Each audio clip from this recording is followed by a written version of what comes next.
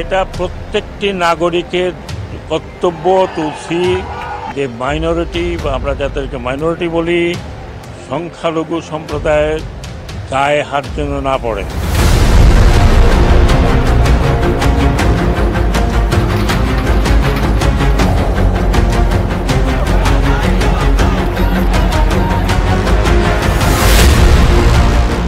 हाथ उठा नहीं रहे, हाथ काट रहे हैं। और हाथ ही क्यों, गर्दन काटी जा रही है हिंदुओं की। सरेआम मौत के घाट उतारे जा रहे हैं बांग्लादेश में अल्पसंख्यक हिंदू।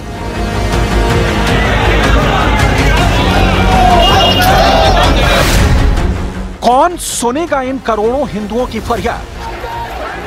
মেজরিটি যারা আছে, যারা মেজরিটি রিলিজিয়ন, এটা তাদের একান্ত পবিত্র কর্তব্য। আপনারা যদি না করেন, এই মসজিদে গিয়ে সারাক্ষণ নামাজ পড়েন, এটার হিসাব আপনাকেও দিতে হবে।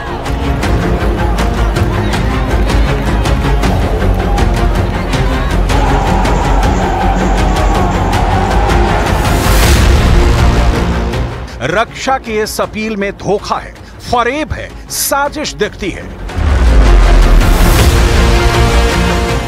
अल्पसंख्यकों के हित की संरक्षक सरकार को उखाड़ फेंकने के बाद कट्टरता की हिमायती सरकार के मुंह में राम, बगल में छुरी दिख रही है।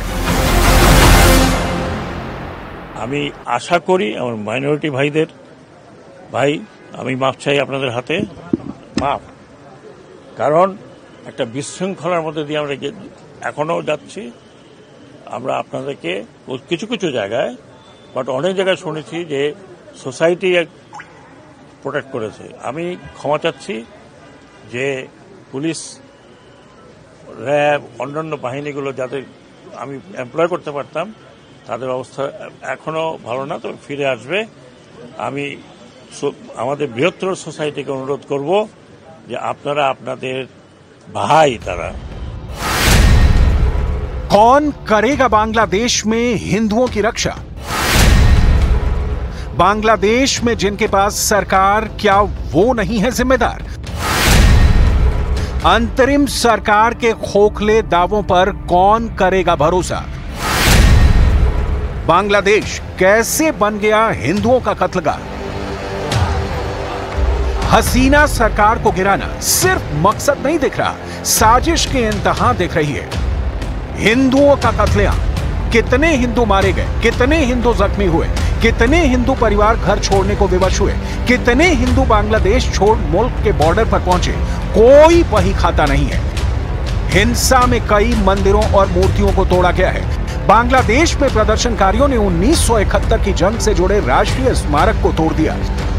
मुजीब नगर में स्थित यह स्मारक भारत और मुक्ति वाहिनी सेना की जीत और पाकिस्तानी सेना की हार का प्रतीक है।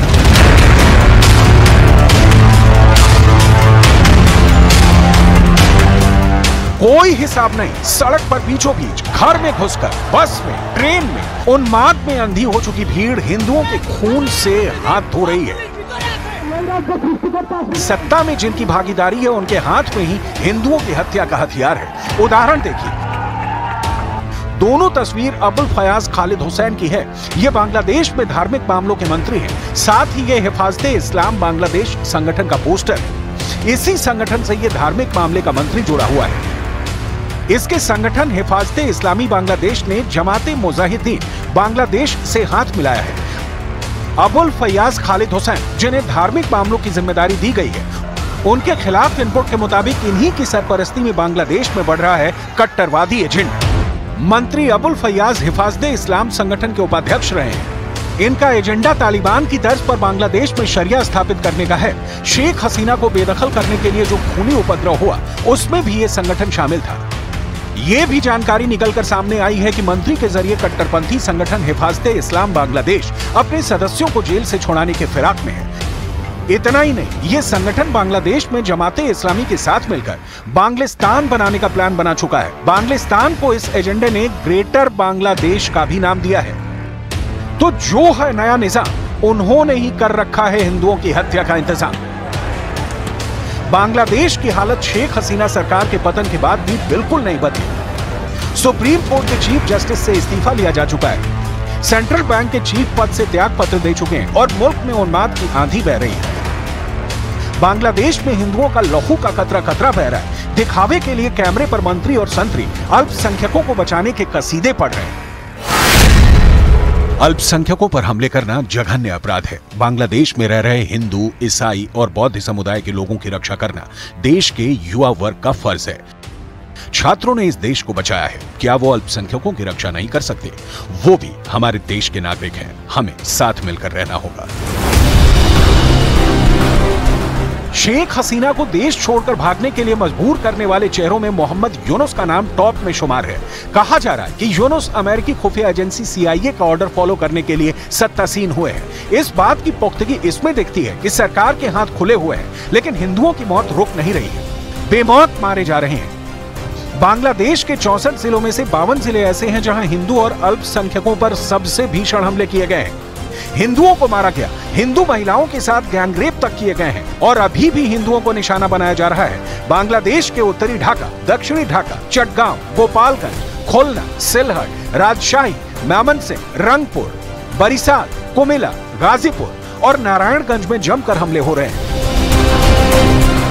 बांग्लादेश में हिंदुओं की हत्या या उन पर अत्याचार के मामले नए नहीं हैं। इसके पहले भी इस देश में हिंदुओं के खून की होली खेली गई। इसीलिए सवाल उठ रहे हैं कि जब जब बांग्लादेश में व्यवस्था का गला घोंटा जाता है, अराजकता फैलती है, उसका टारगेट हिंदू अल्पसंख्यक ही क्यों होते हैं? बांग्लादेश की आबादी 17 करोड़ है, जिसमें हिंदू करीब 7.95% यानी 1.35 करोड़ हैं। ढाका में 24 लाख, रंगपुर में 20 लाख, खुलना में 20 लाख, सिलहट में 13 लाख, चटगांव में 20 लाख, बारिसाल में 7 लाख, राजशाही में 10 लाख, मेमनसिंह में 4 लाख। बांग्लादेश में हिंदू दूसरा सबसे बड़ा धर्म है। कई रिपोर्ट्स के मुताबिक बांग्लादेश में हिंदू हसीना की पार्टी आवामी लीग के समर्थक माने जाते हैं। यही वजह है कि वो निशाने पर है।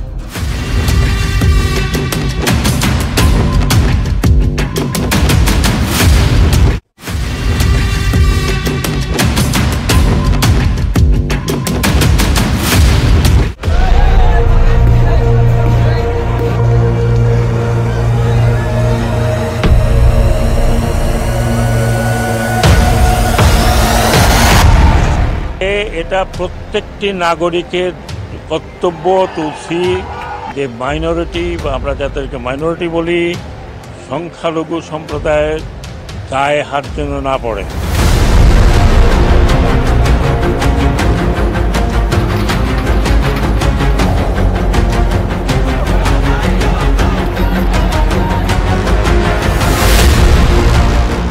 हाथ उठा नहीं रहे, हाथ काट रहे हैं। और हाथ ही क्यों, गर्दन काटी जा रही है हिंदुओं की। सरेआम मौत के घाट उतारे जा रहे हैं बांग्लादेश में अल्पसंख्यक हिंदू।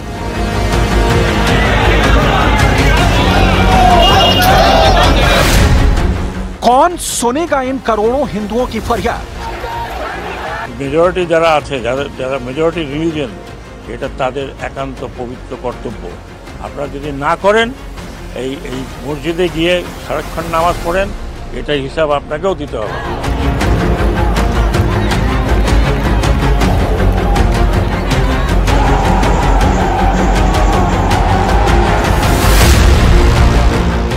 रक्षा की इस अपील में धोखा है, फरेब है, साजिश दिखती है। अल्पसंख्यकों के हित की संरक्षक सरकार को उखाड़ फेंकने के बाद कट्टरता की हिमायती सरकार के मुंह में राम, बगल में छुरी दिख रही है। আমি আশা করি আমার মাইনরিটি ভাইদের, ভাই আমি মাপ চাই আপনাদের হাতে, মাপ।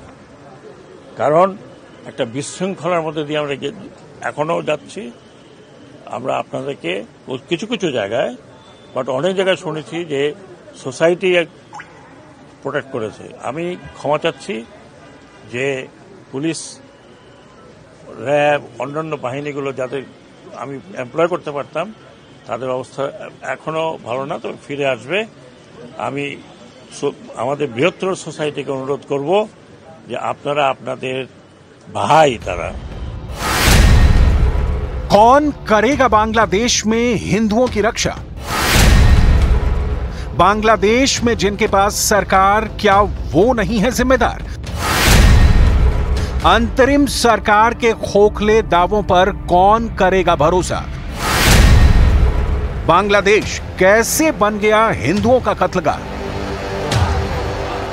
हसीना सरकार को गिराना सिर्फ मकसद नहीं दिख रहा, साजिश के इंतहा दिख रही है। हिंदुओं का कत्लेआम, कितने हिंदू मारे गए, कितने हिंदू जख्मी हुए, कितने हिंदू परिवार घर छोड़ने को विवश हुए, कितने हिंदू बांग्लादेश छोड़ मुल्क के बॉर्डर पर पहुंचे, कोई बही खाता नहीं है। हिंसा में कई मंदिरों और मूर्तियों को तोड़ा गया है। बांग्लादेश में प्रदर्शनकारियों ने 1971 की जंग से जुड़े राष्ट्रीय स्मारक को तोड़ दिया। मुजीब नगर में स्थित यह स्मारक भारत और मुक्ति वाहिनी सेना की जीत और पाकिस्तानी सेना की हार का प्रतीक है।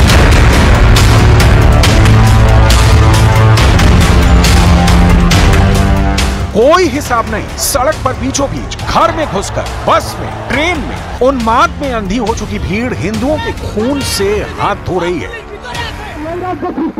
सत्ता में जिनकी भागीदारी है उनके हाथ में ही हिंदुओं की हत्या का हथियार है। उदाहरण देखिए, दोनों तस्वीर अबुल फयाज खालिद हुसैन की है।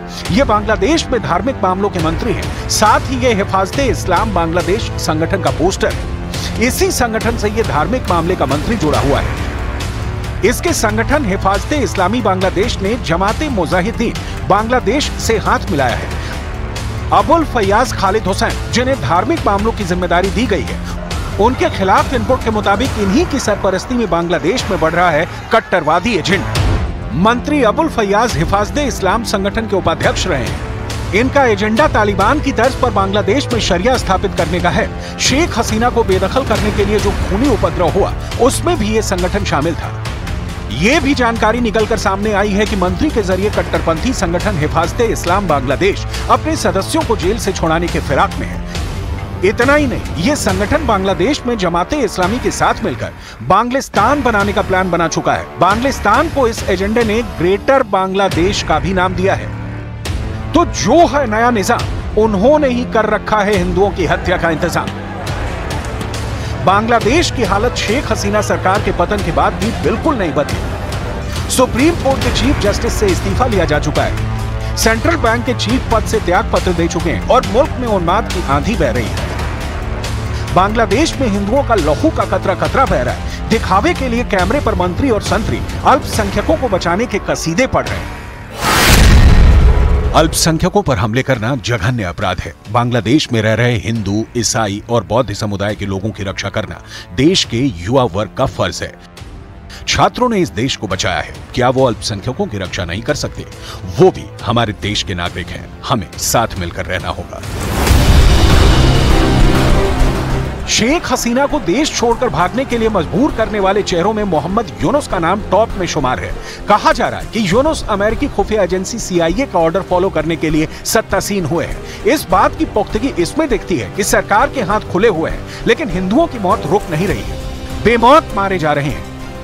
बांग्लादेश के 64 जिलों में से 52 जिले ऐसे हैं जहां हिंदू और अल्पसंख्यकों पर सबसे भीषण हमले किए गए हैं। हिंदुओं को मारा गया, हिंदू महिलाओं के साथ गैंगरेप तक किए गए हैं और अभी भी हिंदुओं को निशाना बनाया जा रहा है। बांग्लादेश के उत्तरी ढाका, दक्षिणी ढाका, चटगांव, गोपालगंज, खुलना, सिलहट, राजशाही, मेमनसिंह, रंगपुर, बरिसाल, कुमिला, गाजीपुर और नारायणगंज में जमकर हमले हो रहे हैं। बांग्लादेश में हिंदुओं की हत्या या उन पर अत्याचार के मामले नए नहीं हैं। इसके पहले भी इस देश में हिंदुओं के खून की होली खेली गई। इसीलिए सवाल उठ रहे हैं कि जब जब बांग्लादेश में व्यवस्था का गला घोंटा जाता है, अराजकता फैलती है, उसका टारगेट हिंदू अल्पसंख्यक ही क्यों होते हैं? बांग्लादेश की आबादी 17 करोड़ है, जिसमें हिंदू करीब 7.95% यानी 1.35 करोड़ हैं।